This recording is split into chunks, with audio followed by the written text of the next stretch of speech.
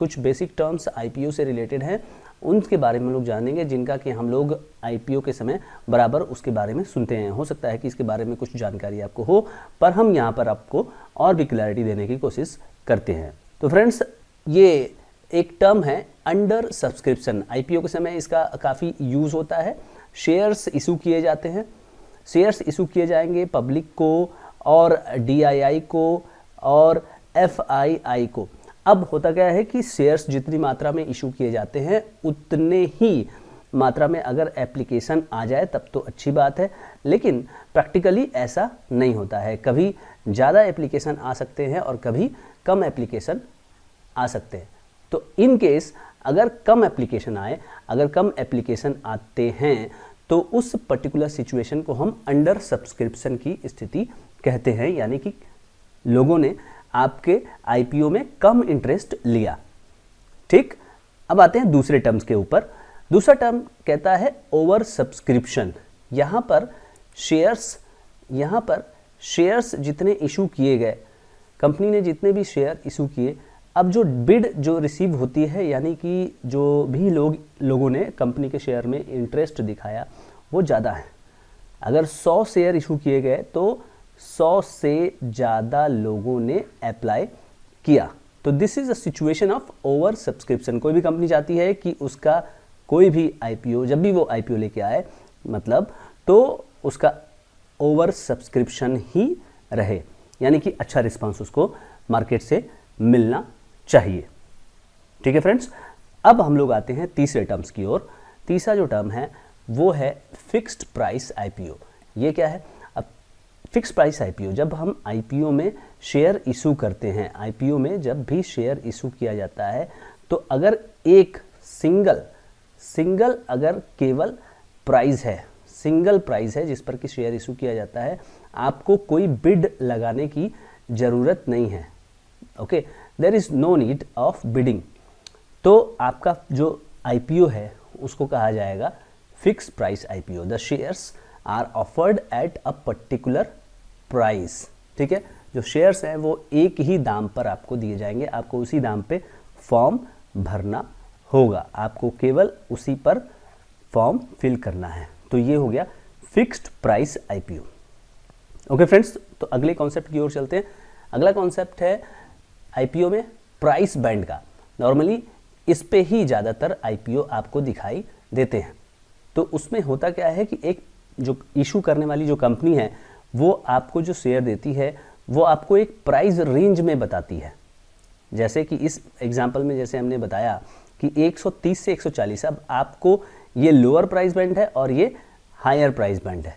तो ज़्यादातर लोग क्या करते हैं कि वो 140 में ही बिड करते हैं अगर अच्छी कंपनी होती है, लेकिन अगर वो चाहें तो 130 से 140 के बीच में कोई भी प्राइस भर के वो फॉर्म भर सकते हैं और उसी आधार पर उनको शेयर दिया जाता है, यानी शेयर अलॉट किया जाता है। तो ये वाला जो सिचुएशन है, ये वाला जो मैकेनिज्म है, इसको हम कहते हैं प्राइस बैंड।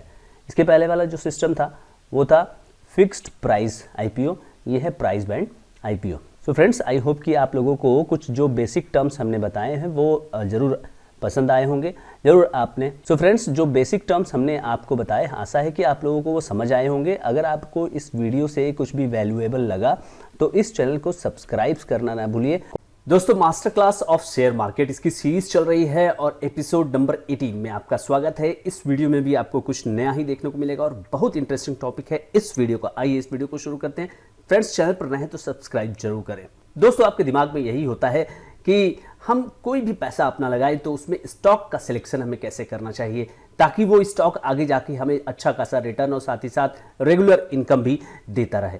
तो आइए इस वीडियो में जाने कि हमें किस तरह से स्टॉक का सिलेक्शन करना चाहिए। मुझे लगता है कि इस वीडियो को देखने के बाद आपको ये जरूर पता लग जाएगा कि आप किस कंपनी में हैं और किस में आपको होना चाहिए और किस में नहीं होना चाहिए। फ्रेंड्स, वीडियो को लाइक करिए, कमेंट करिए और शेयर जरूर करिए। चलिए इस वीडियो को शुरू करते हैं। सबसे पहला जो क्राइटेरिया होता है ना फ्रेंड्स, वो होता है स्टॉक को फेयर वैल्यू पर खरीदना। अब फेयर वैल्यू क्या होता है, उसके लिए एक आपके पास इंडिकेटर होता है और वो इंडिकेटर होता है प्राइस टू अर्निंग रेशियो का। आप इसको हमेशा देखिए। प्राइस टू अर्निंग रेशियो का मतलब ये हो गया कि आप 1 रुपए पर कितना जो है आप मार्केट प्राइस दे रहे हैं। फॉर एग्जांपल अगर किसी का प्राइस टू अर्निंग रेशियो 20 है, तो अगर आप उसको दे रहे हैं 20 का पीई, इसका मतलब है कि 1 रुपए की अर्निंग पे उसको आप 20 रुपया शेयर प्राइस आप उसका दे रहे हैं। अब सवाल ये उठता है कि ये जो पीई है ये कितना होना चाहिए। तो आइडियली ऐसा कहा जाता है कि अगर कोई स्टॉक है 15 से 20 के पीई के बीच में अवेलेबल है तो ये अच्छा माना जाता है। लेकिन फ्रेंड्स इसके अंदर एक फ्लॉ भी होता है। कुछ स्टॉक जो है उनका पीई जो है लो होता है। क्यों लो होता है? क्योंकि उनका परफॉर्मेंस ठीक नहीं होता है। तो इसका मतलब ये नहीं होता है कि आप कोई ऐसे स्टॉक में फंस जाइए जिसका पीई लो हो, यानी कि वो मार्केट उसको वैल्यू नहीं देगा, क्योंकि हो सकता है कि उसमें मैनेजमेंट की जो क्वालिटी है वो अच्छी ना हो, कंपनी में ग्रोथ ना हो। तो सभी कुछ ध्यान में रखना पड़ता है। हाँ, आपको ये जरूर ध्यान में रखना पड़ेगा कि सब कुछ साथ होते सोते आपका जो फेयर वैल्यू है वो भी हो। तो जैसे मान लीजिए कि एक बैंक है, मान लीजिए कि आईडीएफसी बैंक है। आईडीएफसी बैंक आपको कभी 30 के वैल्यू पर मिल रहा है, कभी 20 के वैल्यू पर मिल रहा है, तो आप किस पर लेना चाहते हैं? पी रेशियो की मैं बात कर रहा हूं, तो 30 के वैल्यू पर मिल रहा है तो आप वेट करेंगे कि थोड़ा सा नीचे आ जाए शेयर प्राइस, तो आप उसके आसपास ले लें। या अगर शेयर प्राइस अगर नहीं नीचे आता है तो आप उसके अर्निंग के कैचअप होने का इंतजार करते हैं ताकि उसका पी लो हो जाए। तो इस तरह से फेयर वैल्यू पर, अच्छे फेयर वैल्यू पर आपको स्टॉक को लेना चाहिए। अब अच्छा फेयर वैल्यू कब होगा कब नहीं होगा, आपको टाइम का भी थोड़ा सा इंतजार करना ही चाहिए। मुझे लगता है कि जब मार्केट में कुछ करेक्शन हो, मार्केट में कुछ प्रॉब्लम हो और स्टॉक आपका सही हो, स्टॉक में कोई प्रॉब्लम ना हो, तो आप वहां पे एंटर करेंगे तो आपको थोड़ा बहुत फेयर वैल्यू वहां पर मिलता हुआ नजर आएगा। दूसरी चीज, जब भी आप स्टॉक को सोचें तो आप जो है 2-3 महीने 2-3 साल के बारे में ना सोचे, 15 से 20 साल के बारे में सोचे। आप अपने से एक क्वेश्चन पूछिए कि क्या जिस स्टॉक में मैं एंटर कर रहा हूं उसका जो बिजनेस है वो आज से 10 से 15 साल 20 साल बाद रहेगा या नहीं रहेगा। फेयर वैल्यू पे आपने स्टॉक को लेने की सोची है, लेकिन आप ले क्या रहे हैं स्टॉक? जैसा कि मैं अपने वीडियोस में कहता आ रहा हूं कि आप स्टॉक नहीं लेते, आप क्या लेते हैं? आप बिजनेस लेते हैं। तो क्या वो बिजनेस जो है वो अगले 15 से 20 साल सर्वाइव कर सकता है फ्रेंड्स? तो अगर सर्वाइव कर सकता है तो बिल्कुल आपको वहां पे ध्यान रखना चाहिए। क्या आपका बैंक, क्या आपकी एफएमसीजी कंपनी, क्या आपकी पेंट की कंपनी, आप क्वेश्चन पूछिए, जो भी सेक्टर है क्या वो 15 से 20 साल रहेंगे और उस 15 से 20 साल में क्या ये कंपनी रहेगी? राइट फ्रेंड्स, तो इस तरह से आपको देखना पड़ता है। Tech business with pricing power, ये सबसे इंपॉर्टेंट चीज होती है फ्रेंड्स। जैसे मान लीजिए कि कोई एक कंपनी है 100 रुपए का कोई चीज बेच रही है और उसका इनपुट कॉस्ट बढ़ गया। इनपुट कॉस्ट मतलब कि उसकी लागत बढ़ गई। अब वो क्या करना चाह रही है? अब वो 5 रुपया जो है बढ़ाना चाह रही है, यानी कि अब वो जो चीज बेच रही थी अब वो 105 रुपए में बेचना चाह रही है। तो क्या वो ये चीज आसानी से कर सकती है? इजीली वो कर सकती है? अगर इजीली उसे वो कर सकती है तो ये कंपनी आपके लिए अच्छी है। अगर ये ऐसा करने में सफल है इजीली और इसको पास ऑन कर रही है और उसका जो सेल्स है वो गिर नहीं रहा है और वहीं है, तो अच्छी बात है। यानी कि आपको एक ऐसे बिजनेस में रहना है, जैसे आपको कहा जाता है कि फार्मा का बिजनेस हो गया या एफएमसीजी का बिजनेस हो गया, यहाँ पर प्राइसिंग पावर होता है। या अगर पेंट की बात की जाए, पेंट की कंपनियां होती हैं प्राइसिंग पावर के साथ होती हैं, जैसे एशियन पेंट्स की बात करें, तो यहाँ पर आपको शेयर लेते समय उन बिजनेस का चुनाव करना है जहां पर की प्राइसिंग पावर हो, कंपनी के पास प्राइस को पास ऑन करने की क्षमता हो। अगला जो मेरा क्राइटेरिया मैंने बनाया है वो है सेकुलर डिमांड। आपकी कंपनी कोई प्रोडक्ट बेचती है, अब प्रोडक्ट में ज्यादातर फ्रेंड्स क्या होता है आपको मैं बताऊं कि इस तरह से साइकिल चलती है। तो ये जो होता है ना, ये एक ऐसी सिचुएशन में कंपनी के शेयर्स जो है फंस जाते हैं। तो यहां पर प्रॉब्लम हो जाती है। आपको ऐसे शेयर खोजने हैं जहां पर कि आपका जो डिमांड है इस तरह से आगे चलता जाए, राइट? तो आपको ऐसे प्रोडक्ट खोजने होंगे जिसका डिमांड सेकुलर हो, न कि साइक्लिकल। ये होता है साइक्लिकल, राइट? और ये जो ऊपर की ओर चलता चला जाता है तो वो हो जाता है secular. Try to be in the growth sector. आपको चाहिए कि आप ऐसी कंपनी में रहें जो कि ग्रो कर रही हो। जैसे फॉर एग्जाम्पल आप टाइटन को देखती है, टाइटन को लगता है कि उसका ग्रोथ ओवर है या नहीं, ये समझ में नहीं आता, लगातार जो है वो उसका सेल्स जो है बढ़ता चला जाता है। अब अगर उसी से मिलती जुलती कंपनियों को अगर आप देखें, जैसे कि सेनको को अगर आप देखें या फिर आप थिंगामिल को देखें, तो उस तरह की कल्याण ज्वेलर्स को आप देख लीजिए, तो ये सब कंपनियां क्या है, इस समय फिलहाल ये सब ग्रोथ फेज में चल रहे हैं। भले से टाइटन थोड़ा सुस्ता रहा हो।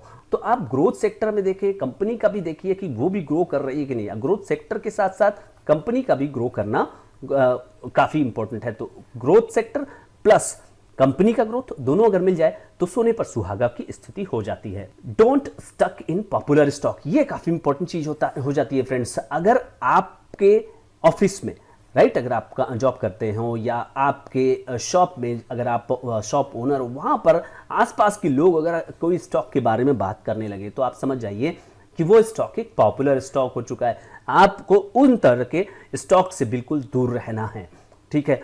पॉपुलर स्टॉक्स में पैसा नहीं बन सकता फ्रेंड्स। इंस्टीट्यूशनल प्रेजेंस भी होना चाहिए, जैसे स्टॉक के अंदर आपके जो डोमेस्टिक इंस्टीट्यूशनल इन्वेस्टर्स हैं या फॉरेन इंस्टीट्यूशनल इन्वेस्टर्स हैं, इनका प्रेजेंस अगर है तो आपको यहां पर एक राहत की सांस हो सकती है। क्योंकि देखिए ये लोग जो भी काम करते हैं वो रिसर्च के साथ करते हैं और बहुत ज़्यादा छोटी कंपनी में इनका पैसा नहीं लगता है। जब कंपनियां कुछ बड़ी हो जाती है, मार्केट शेयर उनका अच्छा खासा हो जाता है, उसके बाद इनका विश्वास उन कंपनियों में आता है। Avoid illiquid stock. Popular stock तो बहुत ज़्यादा पॉपुलर होते हैं अब, लेकिन बहुत ऐसी कंपनियां भी होती हैं जो कि जिनमें ट्रेड नहीं होता, राइट, और उनके अंदर सर्किट भी लगते हैं। कभी जो है अपर सर्किट लगता है, कभी डाउनवर्ड सर्किट लगता है। तो इस तरह की कंपनियों में आपको जाने की जरूरत नहीं है। तो फ्रेंड्स, ये जो पॉइंट्स हमने बताए, उन पॉइंट्स के अलावा भी बहुत सारे पॉइंट्स हो सकते हैं, आप उसको पॉइंट आउट करिए, मैं उस पर भी चर्चा करने के लिए तैयार रहूंगा। और ये जो पॉइंट्स हैं मेरी तरफ से, ये पॉइंट्स भी आप जरूर ध्यान रखिएगा। फ्रेंड्स, आई होप कि ये वीडियो आपको अच्छा लगा होगा। अभी तक अगर आप वीडियो पर बने हुए हैं तो thank you so much for watching this video. Video में अगर आप नए हैं, चैनल पर नए हैं, तो सब्सक्राइब जरूर करें, वीडियो को लाइक भी करिए और शेयर करना भूलिए, ताकि लोग इस तरह के कंटेंट को जाने और ताकि वो जाने कि स्टॉक का सिलेक्शन कैसे किया जाता है। Thank you so much friends. दोस्तों, शेयर मार्केट की मास्टर क्लास की ये जो सीरीज चल रही है उसका आज है एपिसोड नंबर 19। फ्रेंड्स, आज के इस वीडियो में एक ऐसा इंटरेस्टिंग टॉपिक मैं डिस्कस करूंगा जिससे कि आपकी जो स्टॉक पिकिंग है वो काफी रिफाइंड हो जाएगी और आप गलत कंपनी में कभी नहीं पड़ेंगे। आइए इस वीडियो को शुरू करते हैं। चैनल पर अगर आप नए तो सब्सक्राइब जरूर करें। तो दोस्तों, इस वीडियो में हम लोग बात करेंगे बिजनेस मॉडल की एनालिसिस। यानी अगर मान लीजिए कि एक कंपनी है और वो कंपनी क्या करती है कि उसका बिजनेस हम कहेंगे कि वो अच्छा है और फिर उसमें हम निवेश करने की सोचेंगे, बाकी पैरामीटर्स को ध्यान में रखते हुए। मतलब बहुत सारी चीजों को जब हम ध्यान में रखते हैं तो उसमें से एक ऐसी चीज है बिजनेस मॉडल एनालिसिस जो उसमें सर्वोपरि है जब कंपनी की एनालिसिस हम करते हैं। चलिए इसमें एक एक पॉइंट को देखते हैं। अगर इसमें कुछ छूटेगा तो मैं इसको बाद में दूसरे वीडियो में भी कवर करूंगा। तो फ्रेंड्स, सबसे जरूरी चीज ये है कि ये सबसे इंपॉर्टेंट चीज है स्टॉक की एनालिसिस में। आपको कोई बंदा बोलता है कि XYZ ABC कंपनी में निवेश कर दो, तो आप झट से कुछ भी समझते सोचते नहीं है और जाते हैं उसमें जो है अपने कैश का प्रयोग करते हैं और मोबाइल एप्लीकेशन के माध्यम से आप सब कुछ परफॉर्म कर देते हैं। कभी आपने सोचा है कि बिजनेस मॉडल क्या है, कंपनी का बिजनेस क्या है और कंपनी करती क्या है? तो यहां पे कंपनी का करना या ना करना एक अलग बात है, लेकिन यहां पे जब हम बोलते हैं बिजनेस मॉडल एनालिसिस तो ये काफी एक जो है बड़ा शब्द हो जाता है, ब्रॉडर टर्म्स हो जाता है। देखिए इसमें क्या क्या चीजें आती हैं। चलिए तो देखिए, एक good business can survive in long run. ये बहुत इंपॉर्टेंट लाइन है जो मैंने यहां पे लिखी हुई है कि अगर बिजनेस अच्छा होगा तो वो लॉन्ग टर्म में सर्वाइव होगा। कल के वीडियो में, लास्ट के वीडियो में मैंने बताया था कि आपको कोई भी स्टॉक लेना है तो वो लेना है 15 से 20 साल। तो क्या अगर अच्छी कंपनी होगी तो क्या वो केवल 15 से 20 साल में भी रुकेगी? बिल्कुल नहीं रुकेगी, वो बहुत लंबे समय तक चलेगी। जैसे कि मैकडी की बात करिए, कोका कोला की बात करिए, पेप्सी की बात करिए, हिंदुस्तान यूनिलीवर की बात करिए, PNG की बात करिए, ब्रिटानिया की बात करिए, पार्ले की बात करिए, बाटा की बात करिए, ये सब 15-20 साल में रुके कहां? ये तो 100 साल पुरानी कंपनियां होती चली जा रही हैं, हो भी गई।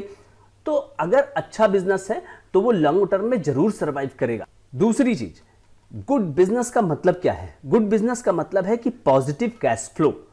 पॉजिटिव कैश फ्लो, कंपनी लगातार जो है कुछ भी कर रही है, मतलब कुछ भी करने का मतलब है कि उसका जो सेल्स है, रेवेन्यू है, उसमें लगातार जो है वृद्धि होती रहेगी, तो पॉजिटिव कैश फ्लो बनता रहेगा। पॉजिटिव कैश फ्लो का मतलब है कि कंपनी जो है क्रेडिट पर काम कम करेगी और कैश पर ज्यादा काम करेगी। इसी पर हम आगे चर्चा करते हैं। गुड बिजनेस का मतलब है कि रेवेन्यू बाय कैश। आप जितना माल बेचिए, आप जो है डेटर मत क्रिएट करिए। डेटर वो होते हैं जिन्हें हम उधार माल बेचते हैं, राइट। तो आप इसे कैसे पता लगाएंगे, आप देखते रहिए कंपनी का जो फाइनेंशियल स्टेटमेंट होता है उसमें एसेट्स साइड में डेटर्स होते हैं, राइट। तो उस डेटर्स में उसकी संख्या आप देखिए, उसका जो अमाउंट है वो देखिए कि कितना, क्या वो बढ़ता जा रहा है। अगर वो बढ़ता जा रहा है तो ये कंपनी का रेवेन्यू बाय कैश, यानी कि कैश कंपनी कम बेच रही है और उधार ज्यादा बेच रही है। और हमें क्या आइडेंटिफाई करना है, हमें यह आइडेंटिफाई करना है कि कंपनी उधार बेचे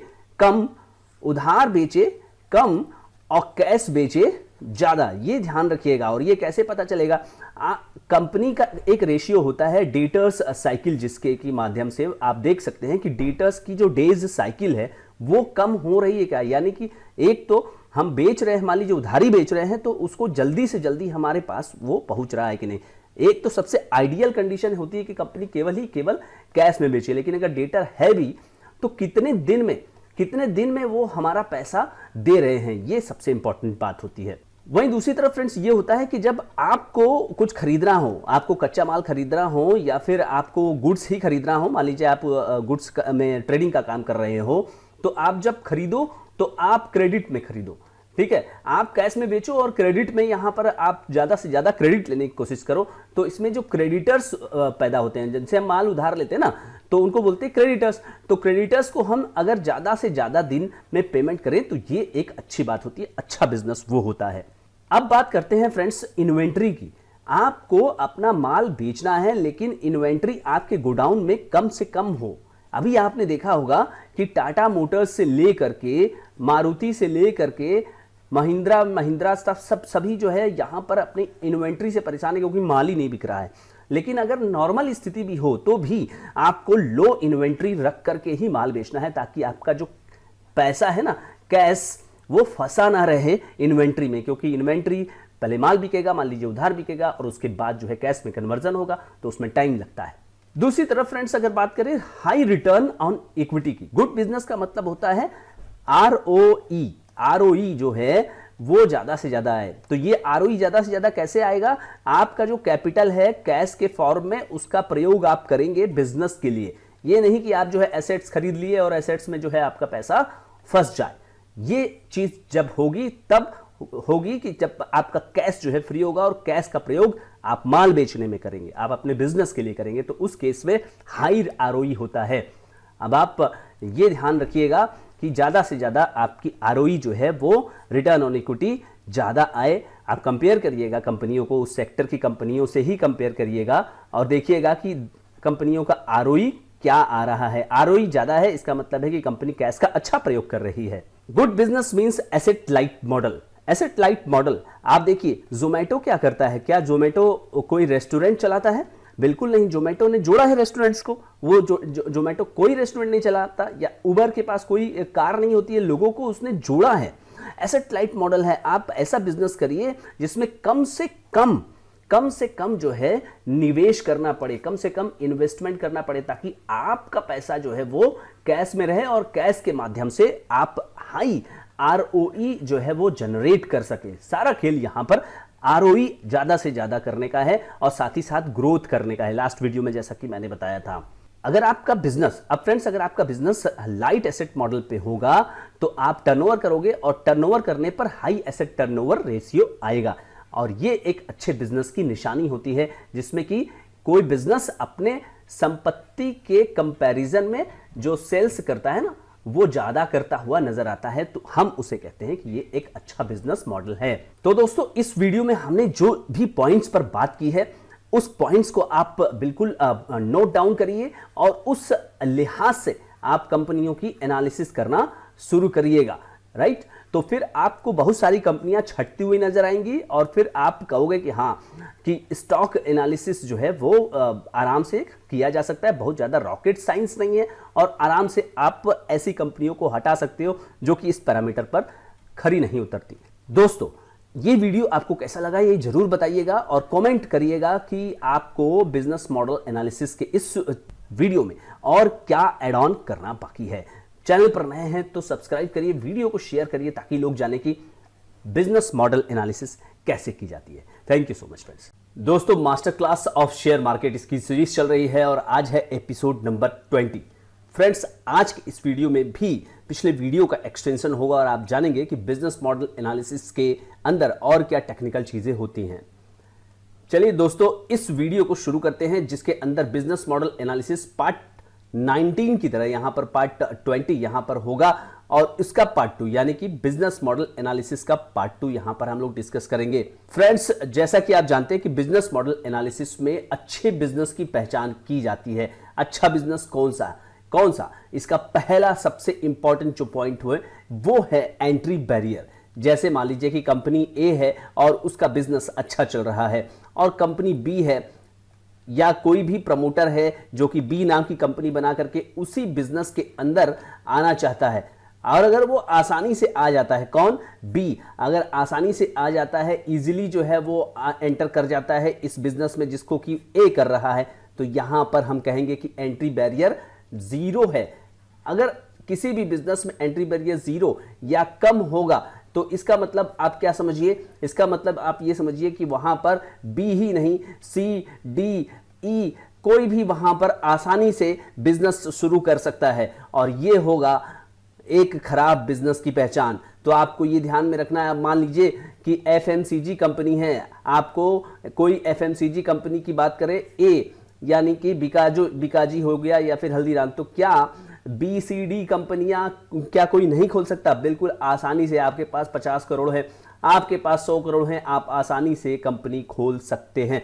तो एंट्री बैरियर का ध्यान रखिए। कोई भी कंपनी लेने के पहले देखिए कि कंपनी जो उस बिजनेस में है, जिस भी बिजनेस में है, वहां एंट्री बैरियर है क्या। अब दोस्तों, सेकंड पॉइंट यहां पर आता है कि हाई मार्केट शेयर। कोई भी कंपनी आप लीजिए, कंपनी का जो मार्केट शेयर होगा तो वो अच्छा खासा होना चाहिए। इसलिए कहा जाता है कि जब आप कोई कंपनी लीजिए तो वो अपने सेक्टर की लीडर होनी चाहिए। लीडर होगी तो उसके पास प्राइस एडवांटेज होगा। जैसा कि कल की वीडियो में हमने बताया था कि प्राइस टेकर कंपनी होनी चाहिए, प्राइस गिवर नहीं होनी चाहिए। तो सेक्टर लीडर होनी चाहिए कंपनी। जब भी आप देखें, चाहे वो मिड कैप कंपनी हो, स्मॉल कैप कंपनी हो, लेकिन वो जिस भी सेगमेंट में काम कर रही है, लार्ज कैप कंपनी हो, वो कंपनी देखिए अपने सेक्टर की लीडर हो, तो दैट इज बेस्ट वन। दूसरी तरफ अगर कंपनी सेक्टर लीडर नहीं है तो ग्रोथ होना चाहिए उसके अंदर। देखिए, सेक्टर लीडर भी हो और उसके अंदर ग्रोथ हो, और सेक्टर लीडर ना भी हो तो भी ग्रोथ होना चाहिए। जैसे मान लीजिए कि सेक्टर है और सेक्टर की बात करिए, अगर ओवरऑल सेक्टर जो है वो 30% के आसपास ग्रो कर रहा है और 3 कंपनियां हैं, ए, बी और सी। एक कंपनी 10% ग्रो कर रही है, एक कंपनी 20% ग्रो कर रही है और एक कंपनी जो है वो 25% ग्रो कर रही है। अब आप देखिए, यहां पर तीनों ही कंपनियां ग्रो कर रही हैं, लेकिन ये कंपनी सी की बात करें तो वो 25% के दर से ग्रो कर रही है और आज नहीं तो कल वो कंपनी ए, बी का जो मार्केट शेयर है वो लेकर के जाएगी। ये भी आपको ध्यान में रखना है कि कौन तेज गति से ग्रो कर रहा है। ग्रो तो दोनों ही कर रहे हैं। इस केस में आप देखिए, ए और बी भी ग्रो कर रही है, लेकिन सी सबसे तेज गति से ग्रो कर रही है और वो सेक्टर का जो लीडरशिप है वो ले सकेगी आने वाले समय में। नेक्स्ट जो पॉइंट है इसके अंदर वो है डिफरेंशिएशन इन ऑफरिंग्स।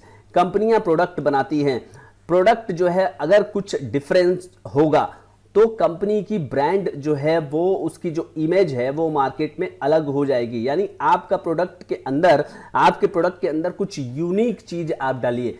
तो आपको यह आइडेंटिफाई करना है बिजनेस मॉडल एनालिसिस के समय कि आप जिस कंपनी का शेयर लेना चाहते हैं, क्या उसके प्रोडक्ट में कुछ डिफरेंट है, यानी यूनिक फीचर्स आप आइडेंटिफाई करिए और उसके कारण उसके सेल्स को बढ़ता हुआ आप देखते जाएंगे। अब देखिए, सबसे इंपॉर्टेंट चीज ये फाइनेंस से रिलेटेड चीज है, हाई ग्रॉस मार्जिन। अब हाई ग्रॉस मार्जिन आपको देखना है। कैसे देखेंगे आप? कंपनी का जो सेल्स है वो है 100 रुपए और कंपनी का यहां पर कॉस्ट, यहां पे आपको कॉस्ट देखना है। कौन सा वाला कॉस्ट? डायरेक्ट कॉस्ट देखना है। अब इसको देखने के लिए आपको कंपनी के ट्रेडिंग अकाउंट में जाना पड़ेगा। यानी कि 100 रुपए अगर कंपनी कोई एक चीज 100 रुपए में बेच रही है तो उसकी लागत क्या है? अगर उसकी लागत 40 रुपए है, मान के चलिए अगर कंपनी ए है, उसने उसको 40 रुपए में बनाया, ठीक है, तो 60 रुपया यहां पर उसको ग्रॉस मार्जिन होगा।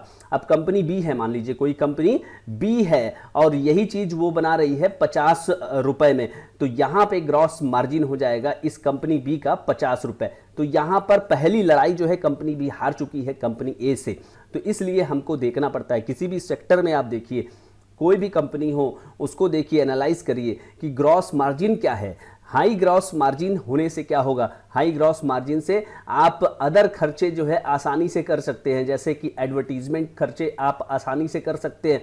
ठीक है फ्रेंड्स, बाकी जो एम्प्लॉय का खर्चा है, सेल्स से रिलेटेड जो भी खर्चे हैं वो आप आसानी से कर सकते हैं। अब अगर मान लीजिए कि आपके ग्रॉस मार्जिन लो हुई, आपके कॉस्ट ऑफ गुड्स जो है मान लीजिए कि 60 ही हो गया और आपको 40 रुपए का ग्रॉस मार्जिन बच रहा है, तो बाकी खर्चों के लिए आपके पास जगह नहीं बचती है। इसलिए आप हमेशा देखिए कि जो कंपनी हाई ग्रॉस मार्जिन हो आप उसमें जाइए। अगला जो फैक्टर है फ्रेंड्स वो है एक्सक्लूसिव बिजनेस राइट्स। कंपनी के पास अगर एक्सक्लूसिव बिजनेस राइट्स है वो कैसे आएगा, कंपनी के पास अगर ढेर सारे पेटेंट्स है, ढेर सारे जो है वो कॉपीराइट है, तो उस केस में ये चीज आती है फ्रेंड्स। तो कंपनी अगर ऐसा कुछ रख के करके जो है चल रही है, फार्मा कंपनियों में आप देखिए कि उनके पास जो है ढेर सारा पेटेंट होता है, लेकिन केवल फार्मा की ही बात नहीं होती है।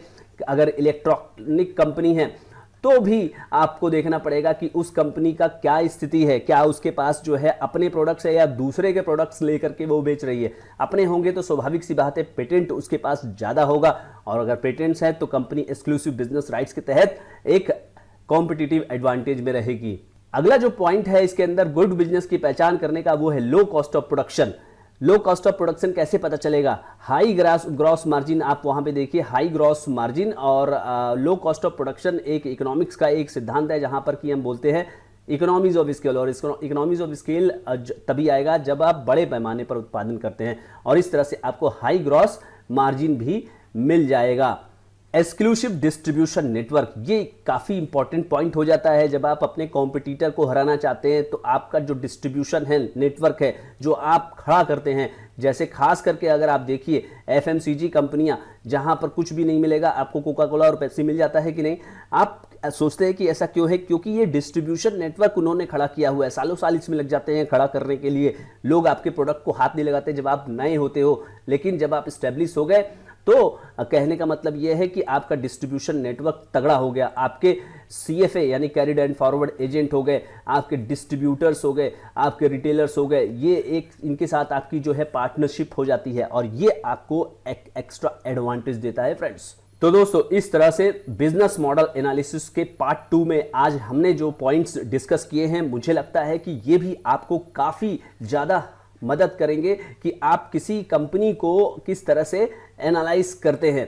आप कोई भी कंपनी एनालाइज करिए, इन पॉइंट्स का पार्ट 2 और पार्ट 1 दोनों का जो भी पॉइंट है उसको आप देखिएगा और उसके आधार पर ही कोई शेयर लेने की कोशिश करिएगा, और कंपनी के एनालिसिस पहले करिए और क्रिटिकली रहिए, एकदम नेगेटिव तरीके से। इस जब भी हम बिजनेस मॉडल एनालिसिस करते हैं तो नेगेटिव एटीट्यूड के साथ जाइए, कंपनी को पूरा जो है आप स्कैन करिए, उसके आधार पर उसके बाद ही कोई फैसला लीजिए।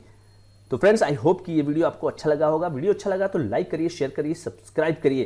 Thank you so much friends. दोस्तों master class of share market इसकी जो सीरीज चल रही है उसका है आज एपिसोड नंबर 21।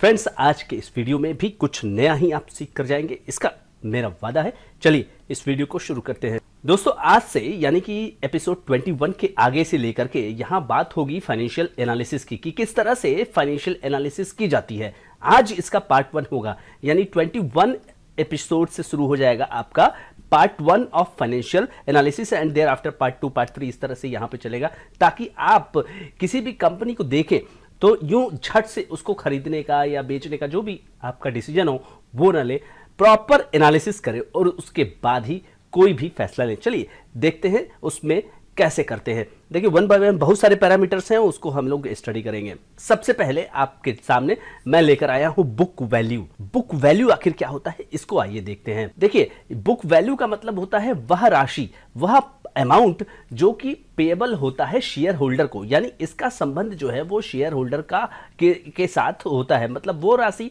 आपने शायद ये नहीं देखा होगा कि शेयर होल्डर को कुछ मिलता हो।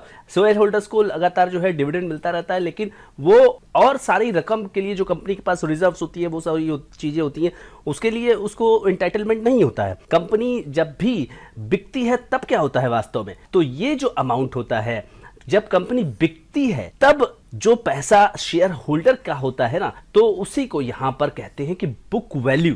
बुक वैल्यू यानी कि वो अमाउंट जो कि शेयर होल्डर को पेएबल होता है जब कंपनी लिक्विडेट होती है। लिक्विडेट का मतलब क्या होता है? जब कंपनी का समापन होता है, किसी न किसी तरह से कंपनी जब बंद हो रही होती है, तो वो पैसा जो शेयर होल्डर का है। अब इसको कैसे निकालते हैं? देखिए, बुक वैल्यू निकालने के लिए share holders fund divided by number of equity shares. अब आपके दिमाग में ये आ रहा होगा कि शेयर होल्डर्स फंड क्या होता है, उसको आइए देख लेते हैं। बाकी नंबर ऑफ इक्विटी शेयर्स यानी कि number of equity shares outstanding, उससे यहां पे डिवाइड करके बुक वैल्यू निकालते हैं। तो शेयर होल्डर्स फंड दोस्तों, इसका मतलब होता है टोटल एसेट्स आपने एक तरफ ले लिया और दूसरी तरफ कंपनी की जितनी भी लायबिलिटीज हैं उसको आपने माइनस कर दिया, तो जो राशि निकलेगी ना, उस राशि को कहते हैं शेयर होल्डर्स फंड या इक्विटी। अब दोस्तों, आपको करना क्या होता है? आपको करना होता है कंपैरिजन। आपको करना होता है कंपैरिजन। किस चीज से कंपैरिजन करेंगे आप? क्योंकि देखिए, कंपनी बंद होने वाली है नहीं, तो बंद होगी तो वो राशि जो है शेयर होल्डर्स की होती है। तो ठीक है, आज के डेट में बताइए कि बुक वैल्यू क्या है, तो आप उससे किससे कंपेयर करेंगे? आप करेंगे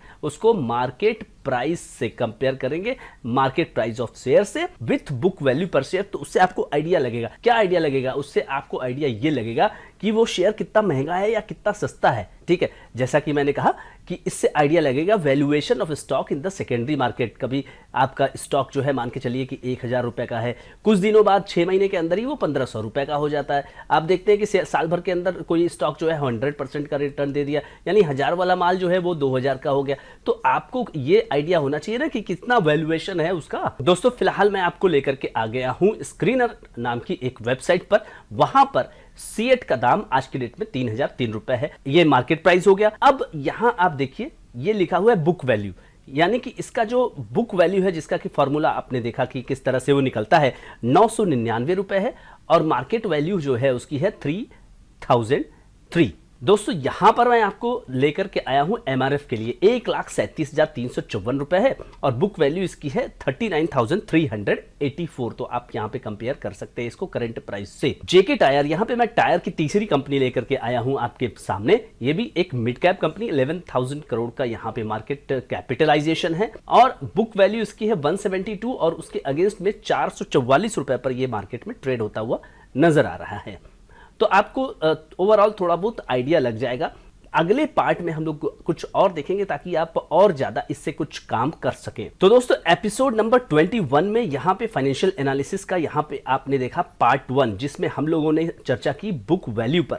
तो बुक वैल्यू क्या होता है ये आपको पूरी तरह से क्लियर हो गया होगा। बुक वैल्यू का फॉर्मूला हमने आपको बताया और उसी के साथ साथ 3 टायर की, एक ही सेक्टर की कंपनियों पर मैंने चर्चा की और इस तरह से आपको एक पूरी तरह से थॉट प्रोसेस में क्लियरिटी देने की कोशिश की। ये वीडियो आपको कैसा लगा वो बताइएगा जरूर, कमेंट करके लाइक करिएगा, उसके अलावा शेयर करिएगा। अगर चैनल पर आप नए हैं तो प्लीज सब्सक्राइब जरूर करिए। Thank you so much friends. दोस्तों, master class of share market की सीरीज चल रही है और इसका एपिसोड नंबर है आज 22। इस सीरीज में अब तक आप काफ़ी नॉलेज ले चुके हैं और अगर आप इसी तरह इन वीडियोस में बने रहें तो आपको मैं गारंटी देता हूं कि आपको शेयर बाजार के नॉलेज के लिए कहीं भी जाने की जरूरत नहीं है। तो आइए चलते हैं इस वीडियो में। तो friends, how to do financial analysis, इसका है आज पार्ट 2। पार्ट 1 में हमने देखा था बुक वैल्यू क्या होती है और उसी का आज एक्सटेंशन है पार्ट 2। आज बात करेंगे प्राइस टू बुक वैल्यू।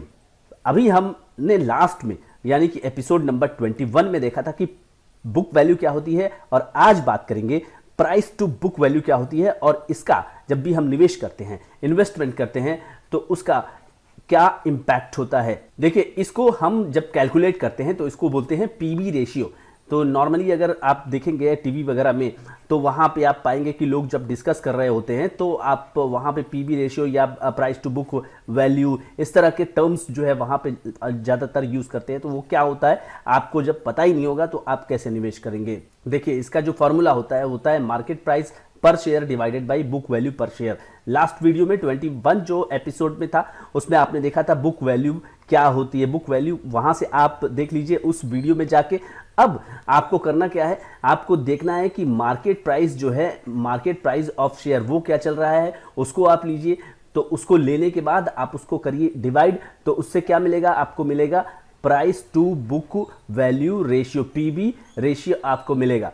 अब ये रेशियो आपने कैलकुलेट किया तो उससे होगा क्या, उससे आपको एक आइडिया मिलेगा कि आप जो जिस कंपनी में निवेश करने की सोच रहे हैं उसको आप कंपेयर करेंगे। तो आप केवल मान लीजिए कि आपके पास है सीएट, आपके पास है एमआरएफ, आपके पास है जेके टायर, ठीक है, तो आप किस में निवेश करें, जो कि सस्ता हो, अच्छा हो, बाकी बहुत सारे पैरामीटर्स हैं, उसमें से एक पैरामीटर देखिए ये भी है, तो आपको कंपेयर करने में यहाँ पे आसानी होती है पीबी रेशियो के माध्यम से। तो फ्रेंड्स जनरली जो है हाई जो पीबी होता है, यानी कि हाई पीबी रेशियो, उसका मतलब होता है हायर वैल्यूएशन। तो यहाँ पे आपको थोड़ा सा रुकना होता है और आपको यहाँ ये देखना होता है कि मार्केट प्राइस जो है शेयर की वो गिर जाए, उसके बाद ही आप निवेश कर सके।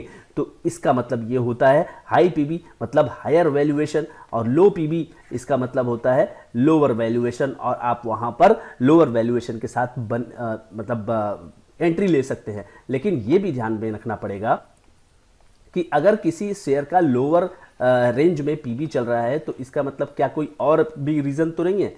जैसे पी रेशियो होता है, तो पी रेशियो अगर कम मार्केट दे रहा है, जैसे ऑयल एंड नेचुरल गैसेस के केस में देता है, तो वहां पे एक ट्रेंड होता है। सेक्टर में अगर पी कम है तो वो भी देखना पड़ेगा। सेक्टर का जो प्राइस टू बुक रेशियो है वो देखना पड़ेगा कि क्या परंपरागत रूप से ट्रेडिशनली चलता है। अब देखिए, मैंने आपसे बात की थी अभी थोड़ी देर पहले टायर कंपनियों के कंपैरिजन की, तो मैं आपको यहाँ पे कैलकुलेट करके लेके आया हूँ। सीएट का आज का जो बाजार भाव, कल का जो बाजार भाव था, यानी कि 2,941 रुपए, और इसका जो बुक वैल्यू है वो है 999 रुपए। इसको आप डिवाइड करें, ठीक है, तो डिवाइड करने के बाद आपको 202.94 ये आ रहा है। अब आप एक 2.94 एक आइसोलेशन में लेके एक अलोन जो डेटा है उसके साथ आप कुछ नहीं कर पाएंगे।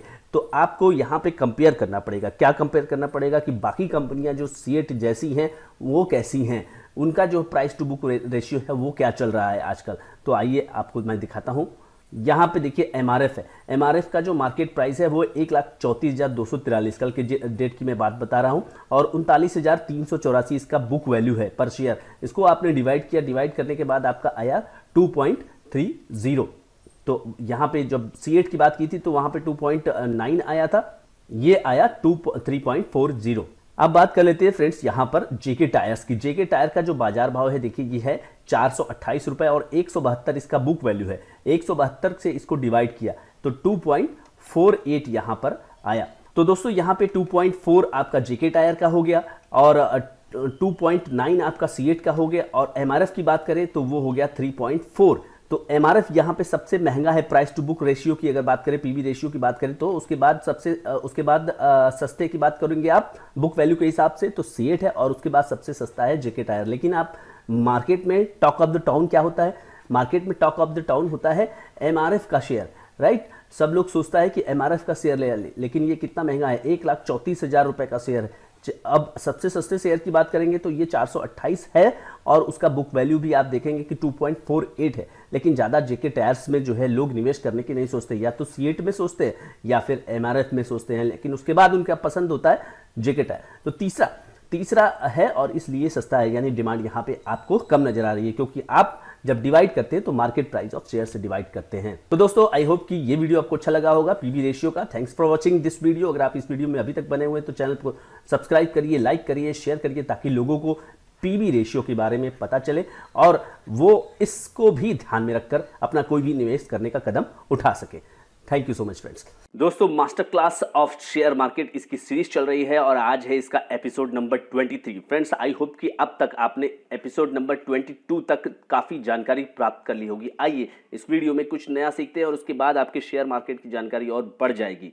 चलिए इस वीडियो में बात करते हैं how to do financial analysis के पार्ट 3 पर। पार्ट 3 अभी फाइनेंशियल एनालिसिस चल रहा है कि कैसे फाइनेंशियल कंपनी की एनालिसिस की जाए। चलिए पार्ट 3 में देखते हैं कि आज नया क्या है। नया यह है कि आज बात करेंगे डिविडेंड यील्ड के ऊपर। दोस्तों ये काफ़ी इंपॉर्टेंट पॉइंट होता है। कभी भी किसी कंपनी को जब हम एनालाइज करते हैं ना, तो ये आप जरूर देखा करिए कि कंपनी कितना डिविडेंड यील्ड पर इस समय ट्रेड कर रही है। और खासकर ये इंपॉर्टेंट बात ये है, इस समय का वर्ड मैंने इसलिए यूज किया क्योंकि डिविडेंड यील्ड बराबर जो है वो अप और डाउन होता रहता है। अब वो कैसे होता है, जब इसको आप समझ जाएंगे कि डिविडेंड यील्ड होता क्या है, तो उसके बाद आपको पूरी क्लैरिटी हो जाएगी। चलिए इस डिविडेंड यील्ड को समझने के पहले मैं, अगर आप ये भी नहीं जानते कि डिविडेंड क्या होता है, तो मैं वो बता देता हूं। सबसे पहले कंपनी को होता है प्रॉफिट। आप प्रॉफिट भी हो सकता है, लॉस भी हो सकता है, लेकिन यहां पर जब बात करते हैं तो यहां लॉस की बात नहीं कर रहे, कंपनी को हो रहा है प्रॉफिट। तो कंपनी के पास दो ऑप्शन होते हैं। पहला ऑप्शन ये होता है कंपनी के सामने कि उस पैसे को वो रिटेन कर ले, यानी कि रिटेन्ड अर्निंग इसको बोलते हैं, राइट। अब रिटेन करने के बाद उसी पैसे को कंपनी जो है वो किसी और काम में लगाती है ताकि कंपनी क्या कर सके, ग्रोथ कर सके। और दूसरी बात क्या होती है, कंपनी क्या कर सकती है कि उस पैसे को डिस्ट्रीब्यूट कर सके, उस प्रॉफिट को डिस्ट्रीब्यूट कर सके। किसे डिस्ट्रीब्यूट करेगी कंपनी? कंपनी अपने शेयर होल्डर्स को डिस्ट्रीब्यूट करेगी। दोस्तों ये ध्यान रखिएगा, तो शेयर होल्डर्स को जब पैसा कंपनी डिस्ट्रीब्यूट करती है तो वो उसके फेस वैल्यू के हिसाब से डिस्ट्रीब्यूट करती है, राइट फ्रेंड्स। फेस वैल्यू मान लीजिए कि किसी कंपनी के शेयर का 1 रुपया है, राइट, और वो डिविडेंड डिक्लेयर करती है 100%, यानी कि 1 रुपया डिविडेंड डिक्लेयर हुआ पर शेयर। अगर किसी के पास 1000 शेयर है कंपनी के तो उसको डिविडेंड मिलेगा 1000 रुपया, ये ध्यान रखिएगा आप। तो ये जो पैसा यानी कि एक व्यक्ति को जो मिलने वाला पैसा है उसको बोला जाता है डिविडेंड। ये क्या हुआ, पार्ट ऑफ प्रॉफिट है, पार्ट ऑफ प्रॉफिट। ये ध्यान रखिएगा कि dividend is part of profit, ठीक है। और अगर हिंदी की बात करेंगे तो इसको बोलते हैं लाभांश। डिविडेंड की बात करें तो लाभांश यानी कि लाभ का अंश, ये ध्यान रखिएगा। अब इसी की यील्ड की बात करते हैं। यील्ड का मतलब होता है रिटर्न। यहाँ ये इंपॉर्टेंट शब्द है, इसको यहाँ रिटर्न शब्द से नहीं इंडिकेट किया जाता। यील्ड का मतलब है रिटर्न। तो डिविडेंड यील्ड क्या होता है? Dividend of a stock, dividend of a stock यानी कंपनी ने कितना डिविडेंड डिक्लेयर किया, 1 रुपया, 2 रुपया, 3 रुपया, जो भी डिविडेंड कंपनी ने डिक्लेयर किया, अब उसको as a percentage of current market price से उसकी तुलना की जाती है। करंट मार्केट प्राइस यानी कि मार्केट प्राइस जो कंपनी के शेयर का है उससे यहां पर कंपनी ने जो डिविडेंड की घोषणा की है उससे यहां उसकी कंपैरिजन की जाएगी और उससे पता चल जाएगा कि कंपनी कितना डिविडेंड यील्ड पर काम कर रही है। देखिए इसका ये फॉर्मूला है डिविडेंड पर शेयर। कंपनी ने पर शेयर कितना डिविडेंड डिक्लेयर किया है और उसको हम डिवाइड करेंगे मार्केट प्राइस पर शेयर, तो इससे क्या मिलेगा आपको, डिविडेंड यील्ड मिलेगा। ठीक है दोस्तों, यहां तक क्लियर है। अब यहां पर आप ये समझ जाइए कि जब हम डिविडेंड यील्ड की का कैलकुलेशन करते हैं तो जो निवेशक होते हैं वो अपने परचेस प्राइस से उसकी कैलकुलेशन करने की कोशिश करते हैं, तो वो आपको करने की जरूरत नहीं है।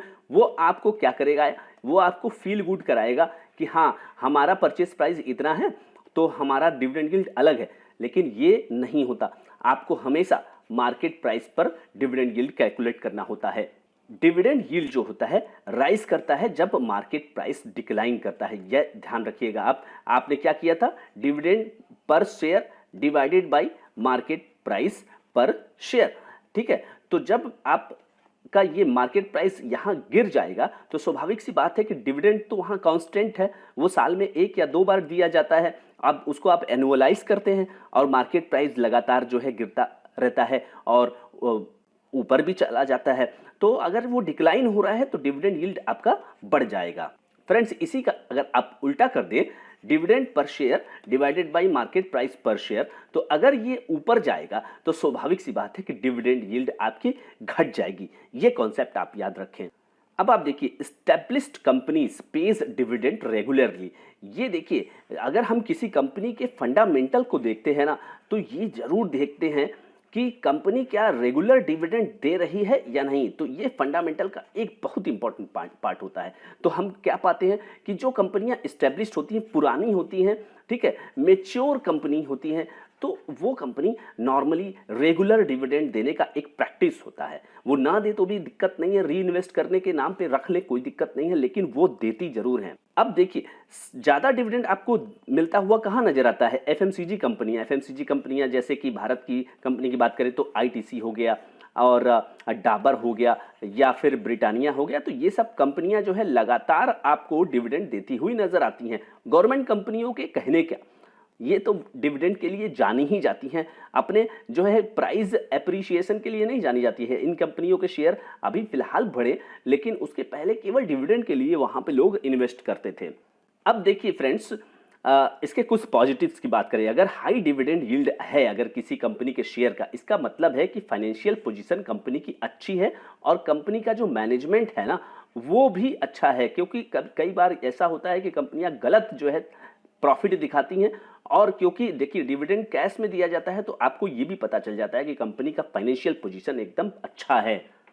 दूसरा पॉइंट यहाँ पे है कि ये शेयर होल्डर के रिटर्न्स में ऐड ऑन करता है। जैसे एक आदमी ने शेयर खरीदा और वो बढ़ रहा है, ठीक है, ये हो गया आपका कैपिटल एप्रिसिएशन, उसका पूंजीगत जो है लाभ बढ़ रहा है, लेकिन साथ साथ उसको एक रेगुलर इनकम भी जो है वो चाहिए, तो वो इनकम जो है वो उसको डिविडेंड के रूप में मिल जाता है, तो उसका क्या होगा, रिटर्न एड ऑन हो जाता है। ये आपको ध्यान में रखना है। हायर डिविडेंड में मिसलीड इन्वेस्टर। अब इसका नेगेटिव एस्पेक्ट क्या है? देखिए दोस्तों, कई बार क्या होता है कि कंपनियों की फाइनेंशियल स्थिति अच्छी होती है या नहीं होती है, उससे उनको मतलब नहीं होता है। वो हाई डिविडेंड देने के बाद ये एक्सपेक्ट करते हैं कि शेयर मार्केट में जो प्राइस है वो आगे जाए और उससे उनका एक इमेज बिल्डिंग हो, लेकिन केवल हाई डिविडेंड यील्ड के आधार पे निवेश करना, इन्वेस्टमेंट करना, वो भी एक बेवकूफ़ी भरा कदम हो सकता है। देखिए, हर चीज़ को ध्यान में रखना पड़ता है। Dividend increases share price in short term. जैसे कंपनी ने डिविडेंड का अनाउंसमेंट किया, राइट फ्रेंड्स, तो जैसे ही कंपनी उसका अनाउंसमेंट करती है तो बाजार रिएक्ट करता है और उसका शेयर प्राइस जो है वो ऊपर जाने लगता है, तो उसको बोल रहा जा रहा है कि शॉर्ट टर्म में। अब डिविडेंड जब आ जाता है, कंपनी डिक्लेयर कर देती है, एक्स डिविडेंड का जो डेट होता है, वहां पे पहुंचने के बाद वो मार्केट क्या होता है, मार्केट में स्टॉक एक्सचेंजेस उतने ही प्राइस से उसको करेक्ट कर देते हैं। तो इस तरह से केवल डिविडेंड यील्ड देखना और उसके बाद फैसला ले लेना, तो ये कहीं से भी उचित नहीं है। अब दोस्तों, ये जो डिविडेंड यील्ड है रिलायंस इंडस्ट्रीज का है, देश की सबसे बड़ी कंपनी का डिविडेंड यील्ड है 0.34%। लेकिन आप जानते हैं कि ये एक large cap company, blue chip company है, लेकिन केवल 0.34% इसका डिविडेंड यील्ड है। तो क्या ये खराब कंपनी हुई? फिलहाल ये जो डिविडेंड यील्ड है 1.28%, 1.28% दोस्तों, ये डिविडेंड यील्ड है देश की दिग्गज आईटी कंपनी टीसीएस की। तो ये भी कम डिविडेंड यील्ड पर ट्रेड कर रही है। अभी इसका बाजार वैल्यू देखिए, हाई और लो की बात करें साल भर के, तो 4,592 और 3,311। तो इस पर कैलकुलेट आप करेंगे 3,311 पे तो ज़्यादा आएगा। अब दोस्तों, आपके सामने है कोल इंडिया का डिविडेंड यील्ड। देखिए 5.34%। जैसा कि मैंने कहा था कि गवर्नमेंट कंपनियां जो है वो ज़बरदस्त डिविडेंड देती हैं, तो अगर आपको केवल डिविडेंड चाहिए और कैपिटल एप्रिसिएशन नहीं चाहिए तो आपको 5.34% dividend yield coal India.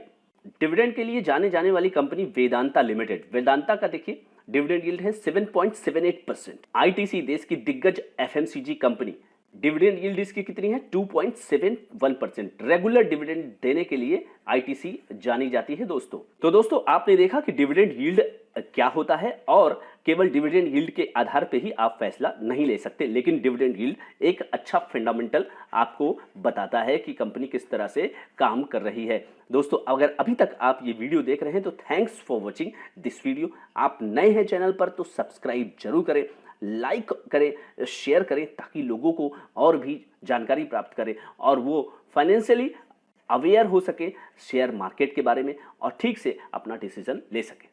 Thank you so much दोस्तों। Master class of share market इसकी सीरीज चल रही है और आज है इस सीरीज का एपिसोड नंबर 24 एपिसोड में आपका स्वागत है दोस्तों। आज भी आप इस एपिसोड से कुछ ना कुछ ऐसा सीख के जाएंगे जो कि आपको शेयर मार्केट से संबंधित जो नॉलेज है उसको बढ़ाने में मदद करेगा। Value addition 100% guaranteed. दोस्तों, अभी फिलहाल वीडियो नंबर 24 में फाइनेंशियल एनालिसिस हम लोग कर रहे हैं और फाइनेंशियल एनालिसिस का आज है पार्ट नंबर 4। आपको मैं आज बताने वाला हूं कैपिटल एम्प्लॉयड क्या होता है और उससे संबंधित रेशियो बताने वाला होता हूं। दोस्तों, आज की इस वीडियो में बात करेंगे कैपिटल एम्प्लॉयड के ऊपर और कैपिटल एम्प्लॉयड से रिलेटेड फंडामेंटल्स और उसके इम्प्लीकेशन, उसका क्या जो है आपको यूज है वो मैं बताने वाला हूं। तो आइए समझते हैं। सबसे पहले, अगर किसी को बिना कोई भी फाइनेंस का कोई भी बैकग्राउंड आपका नहीं है, फाइनेंस का कोई भी बैकग्राउंड आपका नहीं है, तो बताना हूं कैपिटल क्या होता है। कैपिटल देखिए सम ऑफ मनी होता है। सम ऑफ मनी यानी कि पैसे को आप जोड़ते हैं और जोड़ के क्या करते हैं, जब आप बिजनेस के अंदर उसको लेके आते हैं तो वो क्या बन जाता है, कैपिटल, जिसको आप बोलते हैं, हम लोग अपनी भाषा में क्या बोलते हैं, उसको बोलते हैं पूंजी। राइट फ्रेंड्स, तो वो पैसा दोस्तों, वो पैसा जो आप अपने बिजनेस में लेकर के आते हैं वो हो जाता है कैपिटल। राइट, अब कैपिटल एम्प्लॉयड क्या हुआ, देखिए यहां पे थोड़ा सा डिफरेंस है कैपिटल और कैपिटल एम्प्लॉयड में। जैसे मान लीजिए कि आपने 10 करोड़ रुपया बिजनेस में लेकर के आप आए, तो वो हो गया आपका कैपिटल। ठीक है, अब उसमें से 8 करोड़ रुपया ही यूज हो रहा है और 2 करोड़ रुपया फिलहाल यूज नहीं हो रहा है, कोई भी उससे एक्टिविटी नहीं हो रही है। कैपिटल तो आप 10 करोड़ लेके आपके आए हैं, लेकिन 8 करोड़ यूज हो रहा है, तो इंप्लॉयड क्या हुआ, 8 करोड़ हुआ, तो इसलिए इसको बोला जाएगा capital employed. Do not include investment that has no role in operating business. जैसा कि मैंने कहा कि 10 करोड़ आप लेकर के आए, 2 करोड़ रुपए आपने रखा हुआ है, सेफ रखा हुआ है, कैश में रखा हुआ है, लिक्विड में रखा हुआ है, और 8 करोड़ रुपए से आप बिजनेस कर रहे हैं, ऑपरेटिंग बिजनेस जिसको बोला जाता है, तो वही हो गया आपका कैपिटल इंप्लॉयड। अब देखिए, a company should generate the high return on capital employed. आपने 10 करोड़ रुपया लेकर के आप आए और 8 करोड़ रुपया उसमें से निवेश किया, वो हो गया कैपिटल इंप्लॉयड। ठीक है, मतलब उसका यूज कर रहे हैं आप, निवेश शब्द तो ठीक नहीं होगा, आप उसका यूज कर रहे हैं और उससे आप कितना रिटर्न जनरेट कर रहे हैं, ये इंपॉर्टेंट हो जाता है। तो ये जो चीज है हाई रिटर्न, मतलब आपके निवेश पर हाई रिटर्न आना चाहिए, क्योंकि देखिए अगर 8 करोड़ रुपए है आपके पास या 10 करोड़ रुपए है आपके पास, तो आप कहां उसको सेफली जमा कर सकते हैं। एफडी में आप सेफली जमा कर सकते हैं और आपको उससे 6 से 7% आराम से कमा सकते हैं। तो आपको उससे ज्यादा ना कमाना होगा, तभी तो आप कहेंगे कि आपका रिटर्न ऑन कैपिटल इंप्लॉयड ज्यादा है। देखिए, कैपिटल इंप्लॉयड का फॉर्मूला एक होता है, उसको आप याद कर लें। कैपिटल इंप्लॉयड का फॉर्मूला होता है share holders fund plus long term debt, यानी शेयर होल्डर ने जितना भी पैसा लाया प्लस आप कोई भी लोन ले रहे हैं उसको जोड़ देंगे, इन दोनों को जोड़ देंगे तो क्या बन जाएगा, कैपिटल इंप्लॉयड फ्रेश जो आपके पास होगा वो आपका यहां पर क्लियरली बढ़ जाएगा, शेयर होल्डर्स का पैसा और साथ ही साथ लॉन्ग टर्म। अब मैं आपको बताता हूं ROCE। जैसा कि मैंने कहा कि कैपिटल इंप्लॉयड जो आप बिजनेस में पैसा लगा रहे हैं और जिससे को कि आप यूज कर रहे हैं, वो होता है 10 करोड़ नहीं 8 करोड़, तो उस पर रिटर्न आपका क्या आना चाहिए, इसी को बोलते हैं ROCE। ROCE, तो ये एक इंपॉर्टेंट इंडिकेटर होता है जब भी हम किसी कंपनी का फंडामेंटल स्टडी करते हैं दोस्तों। उसका देखिए ये फॉर्मूला होता है, operating profit divided by capital employed into 100। अब आपके दिमाग में प्रश्न आ रहा होगा कि ऑपरेटिंग प्रॉफिट क्या होती है। ऑपरेटिंग प्रॉफिट क्या होती है कि जैसे मान लीजिए आपने 100 रुपए का सेल्स किया और उस सेल्स को बनाने के लिए, मतलब उस माल को बनाने के लिए मान के चलिए 50 रुपया लगा था, तो आपका 50 रुपया ऑपरेटिंग प्रॉफिट हो गया। मान लीजिए उसको बनाने में आपका लगा था 60 रुपया, तो आपका ऑपरेटिंग प्रॉफिट ये 40 रुपया हो जाएगा। अब ऑपरेटिंग प्रॉफिट के बाद एक नेट प्रॉफिट आता है, तो उसमें जैसे मान लीजिए 40 रुपया बचा ऑपरेटिंग प्रॉफिट और उसके बाद कुछ खर्चे और किए आपने, इनडायरेक्ट एक्सपेंसेस 20 रुपया, तो आप घर पे क्या लेके जाएंगे, आप घर पे लेके जाएंगे 20 रुपए का नेट प्रॉफिट, जिस पर कि टैक्स वगैरह देने के बाद ही आप लेकर के जाते हैं उसको। तो कहने का मतलब है कि ऑपरेटिंग प्रॉफिट वो चीज है जो कि जिसको कि आप अकाउंटिंग की भाषा में दोस्तों ग्रॉस प्रॉफिट बोलते हैं। अकाउंट्स अगर आप पढ़े होंगे या नहीं भी पढ़े हुए तो उसको जानिए कि इसको ग्रॉस प्रॉफिट भी बोलते हैं।